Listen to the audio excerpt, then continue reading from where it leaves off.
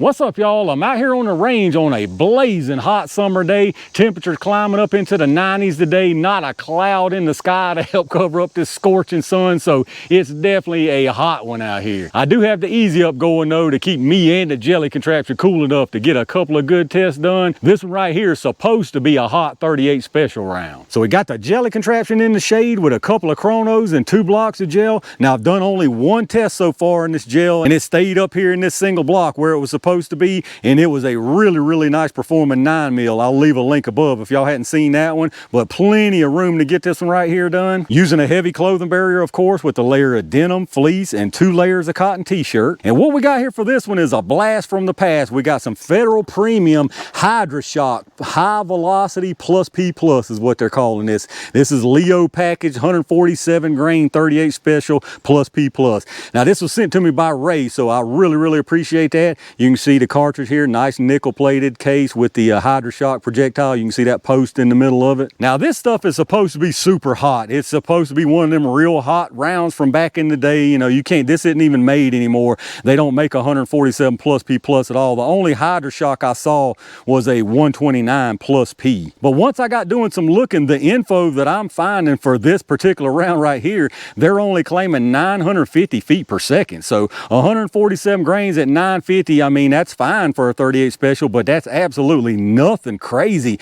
I've run some hard cast 38 special Plus P from Underwood. It was 150 something, and that stuff was over 1200 feet per second. So this stuff right here, in my opinion, ain't no Plus P Plus really super out of this world high velocity if it's only running that velocity. But we're gonna find out what it can do anyway. Now, I didn't see any kind of test barrel length listed anywhere that I found that 950 for this stuff. What we got here is a couple of barrel lengths. I've got my Taurus 856 38 special with the 2-inch barrel, and then I've got the Ruger GP100 357 mag with the 4-inch barrel. So I don't think this is going to be some out of this world super fast moving around, but if it gets up to that speed or close, it should do pretty good. But let's get it all set up and see what happens. All right, let's see what kind of velocities we're actually working with. I'm going to do a 5-round average from each barrel length. We'll start with this 2-inch Taurus first. Now, those of y'all not familiar with this lab radar, like I always mention, you're going to get multiple velocity readings. The large one is at the muzzle. You've got 5 across the bottom. The first one is at 3 yards, which is roughly where the gel is here at 10 feet. And then I've got the rest set for 10, 15, 25, and 50 yards. Now remember, the info I'm seeing for this is 950, so I don't know what barrel length that was out of or anything. I'll be curious to see what we get here and really how this stuff feels. Oh yeah, no. 859. Yeah, no, this ain't nothing here. 833. 855. 838.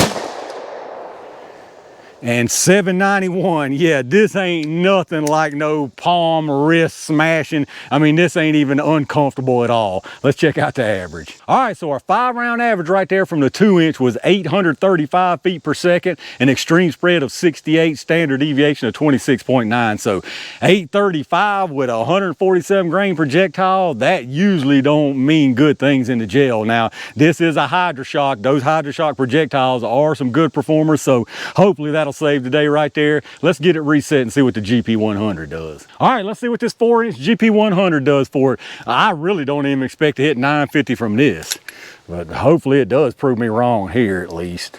Yeah, it's just not even heavy at all. 946, 926, 945, 974, and 951. So average it was down up at the 950, but again, this stuff just does not even feel strong or rowdy or anything. Let's check out the average. All right, so we were right on the mark that time. We had an average of 948 feet per second. We had one up to 970 something even. Extreme spread was 49, a standard deviation of 17.4. So 948, I'll definitely give them the 950. So they're right on the mark with the velocity out of this 4-inch, and that does make sense because 4-inch is probably probably what they've got these tested out of. So 948 there, and if you remember out the 2-inch, it was 835, so you're talking about 113 feet per second picked up by doubling the barrel, which that does make sense though, so it's right in line with where it should be. All that being said, I'm still a little bit worried about it, really, even from the 4-inch. It's probably going to do fine from the 4-inch, but I am pretty worried about the 2-inch. But let's get everything set up. Y'all know what time it is. All right, y'all, it's pressurized jelly time. I'm gonna put one from each barrel length into the gel, starting with this 2-inch.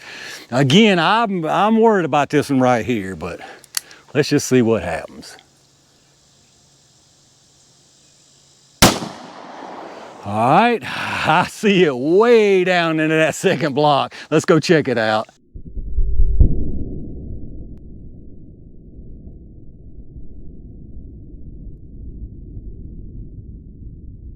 All right, it actually didn't go as far as it looked like. It's just kind of misleading from the reflection, but what I can say is it didn't do anything worth talking about down there. It didn't do anything that it was supposed to do. Let's see if this 4-inch makes a difference. I really don't feel good about this one after seeing that. All right, I think I just see pretty much a straight line down there. Let's go check it out.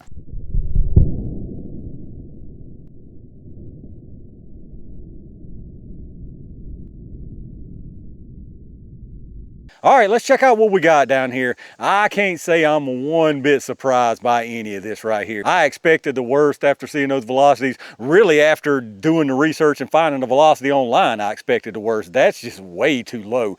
Like I mentioned at the beginning, I've tested hard cast that I think Bill might have sent me in the past, and that stuff was 158, I believe, and it was over 1,200 feet per second. So at 950, this stuff was just destined for failure. But as you can see here on the top, that's the one through the 2-inch 856. Now, you're probably going to say, well, that's nice right there. That's a lot of disruption. And yeah, you're absolutely right. But the problem is, if you look at the rest of the track, it's nothing. It's nothing but a little pencil line, because that right there is tumbling. That's nothing but tumbling. It goes in straight, tumbles right there at least once, keeps on going all the way through the first block and lands just inside of this second block. And the projectile has zero expansion, absolutely none. And I mean, you can see again, the only disruption you have is that tumble, and that is absolutely not a guarantee, because that's not what this is designed to do. And then down here on the bottom, more of the same from the GP100, but even worse, because apparently this barrel length was long enough to get it stabilized so it didn't tumble. As you can see, absolute straight line all the way through these gel blocks.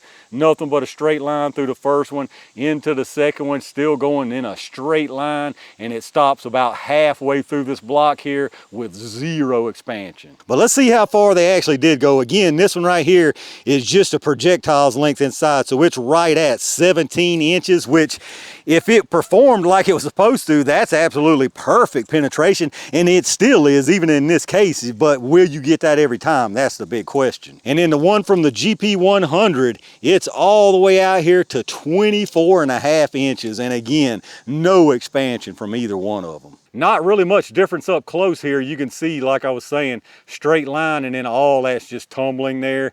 Keeps on trucking again in a straight line, and there you see it, no expansion. If we come back here to the beginning with the GP100, even worse with that one, just a completely straight line all the way through the first block into the second block, and there you see that one again, no expansion at all. From the top here, you can really see what's up with that tumbling, because this one on the bottom in your view, that's the tumbled one. So you can see straight line, and look how skinny that is if you get it exactly lined up. I mean, it's nothing like it was from the side there. You see that side and you think, oh wow, and then you go from the top and it's nothing. It's just a straight line. So again, all the way through here into that second block, the other one way down here into the second block.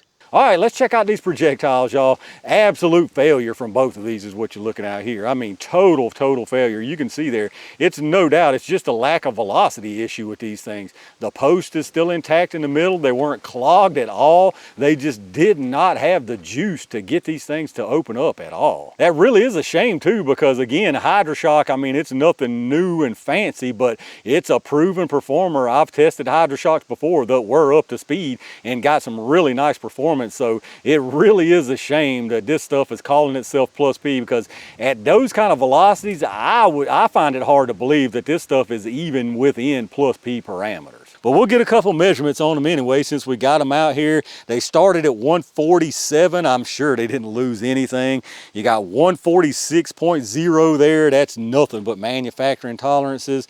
This one here is 146.6. So again, nothing but manufacturing tolerances accounting for the weight difference, because they didn't lose anything. And then as far as the sizes, this is just going to be a base and length kind of thing. You got 351 on that one with a length of 660. And then on this one here, you got 350 with a length of 653. So there you go, y'all. The Federal Premium Hydra Shok High Velocity Plus P Plus.